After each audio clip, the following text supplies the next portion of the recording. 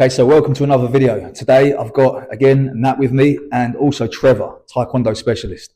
We're going to be talking today about the differences between a front kick in karate and a front kick from Taekwondo. Discussing some of the differences and the similarities and, seeing why we do certain things differently. It's always good to learn from different arts because some of the ideas can cross over and teach us a little bit more about our own art. We don't want to be closed off to other ideas. It's always good to have an open mind, and that's where development happens.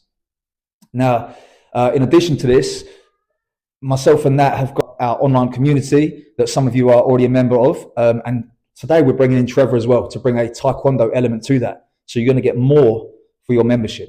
Okay, we're going to be discussing and giving tutorials on various different things within karate, Taekwondo, and of course fitness and all kinds of other things that we're covering already. So check the link in the description of this video and I hope to see you there. Otherwise, we'll get on with this one. So Trevor's going to start off with a Taekwondo kick, just discuss a few elements, and we'll talk about the karate after.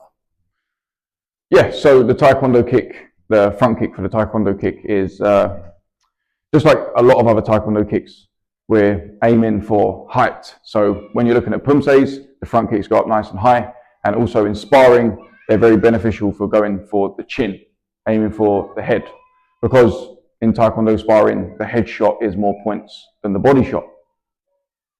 Okay, so the front kick in Taekwondo, I'm going to show you a couple of demonstrations in the air, and then I'll show you just how it would work on an opponent. So we start in our guard shape, throwing from the back leg.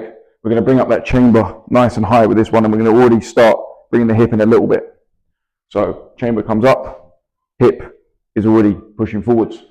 So hips coming, knees coming up, and the hip comes forwards a little bit. Now, as we kick, we really want to extend the hips and we want to turn our standing foot out. The reason that is because we want a little bit more reach with the kick as well. We don't want to be too compact with the kick. We actually want to get some reach so we can go for that head shot. So from here, I'm going to dip my hip down, and then when I bring that knee up, my hip comes through. So dip the hip down, and then the hip comes through. So now releasing the kick, straight up to the chin. And we're looking to try and stick our kick, hold it out there for a split second, just so we can get full extension and a bit more power. In terms of reloading it, we can always throw and bring it straight back home. We can kick, land in front, and then we can go into like a secondary kick and start adding combinations to the front kick. Okay, so let's bring that into play. So with this front kick, we're looking to be very direct. So this passageway here between his arms, that's where my kick's going to go. So this knee's going to come up nice and high. And the good thing about Taekwondo is you can always adapt your chambers. So I can bring my knee up and turn it in to a roundhouse. I can bring my knee up and come round for a hook. So you can disguise the front kick quite nicely there. The knee's going to come up. Then as I lean back and push my hips forwards, my foot's going to go direct to his chin. Straight up. And here, if he throws a jab, he's out of range, whereas my front kick is in range. So you don't even have to be too close with this kick either. Okay, so some interesting points there from Trevor. We have some really similar ideas actually in karate. I'm going to go over some of the differences first of all, and then sort of bring it back around to some of the things that we sort of share in common there. So, okay, just 1 second, please. So, one thing that we tend to do most of the time with a front kick is keep it a little bit lower. Okay, so at least for me, I'll tend to snap it into the body more so. And my sort of target area is just in that lower abdomen, just maybe, thinking outside of competition, just sort of below where the belt would be. This is a horrible kick to receive, really. So in that case, unlike the Taekwondo one where the knee will be nice and high, I actually chamber my kick slightly lower. So I come to about here. The same as Trevor said about driving the hip forwards, I get to here, and then I drive the hip into the target this way. So Nat, if I could borrow you again, please. So what I'm doing again from here is delivering a kick from a closer range. As Trevor was saying about they cover more distance in Taekwondo, so it's opening that hip up and driving through. I want to keep my foot a little bit more planted forwards so I can kind of drive over it. I want to be here and I want to try and slip it. Imagine he's got quite a tight guard here. So I want to be in this position. That knee comes up in line with the target. That's almost like my aim. Once my knee hits that point, that's when my kick's going to unload.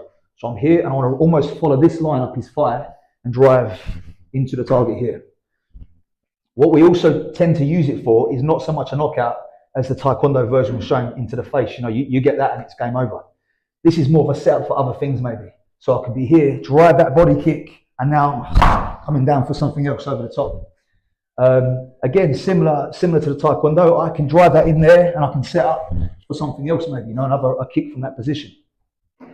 It's also, for me especially, I really like it defensively. As he approaches, I can send that kick in to stop him from coming forwards.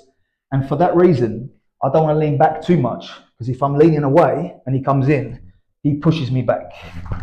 So I want to think about getting my hips over my center or over my supporting foot. So I want to be finished with my hips here and my back foot here still. So as he comes forwards, I'm like this, so I can rest on his body almost. And now I've got that good solid position. So yeah, as I say, it is about creating damage. I'm trying to damage the opponent with that kick, like a snap into the body, but it's also a little bit more about setting up. You know, here I'm making my sweeps from this position and going in with something else, as opposed to the knockout. But of course, we've all seen the Lyoto Machida knockout, straight, you know, Jodan Maigeri, bam, same idea.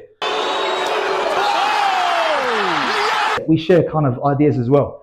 I mean, you know, as I said earlier, the arts are great to blend together and to take ideas from each other, because more knowledge is more power, right? Okay, so I hope you enjoyed that video there. Again, really interesting, even for me to meet Trevor and speak about the differences between the Taekwondo and the karate kicks there. We're going to get more done together as well. And of course, don't forget to check out that link in the description if you're interested in training with the three of us online. And I'll see you next time.